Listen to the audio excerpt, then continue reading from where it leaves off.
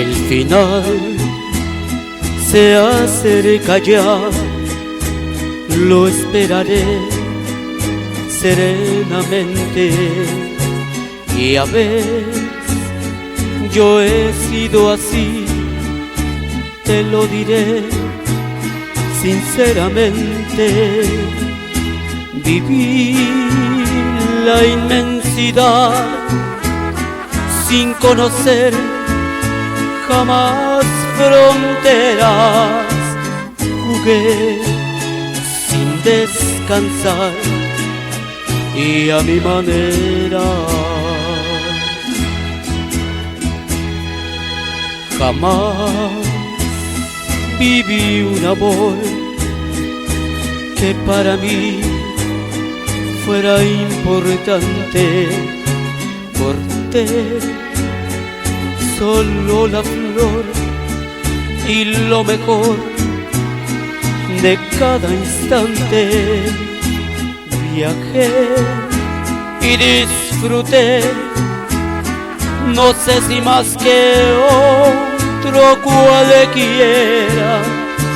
Si bien todo esto fue a mi manera. Tal vez lloré o tal vez reí, tal vez gané o tal vez perdí. Ahora sé que fui feliz, que si lloré también amé. Puedo vivir hasta el final a mi manera.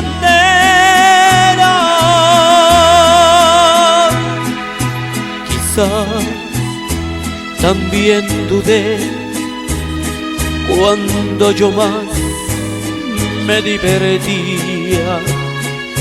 Quizás yo desprecié aquello que no comprendía. Hoy sé que firme fui y que afronté ser como era, y así logré vivir, pero a mi manera.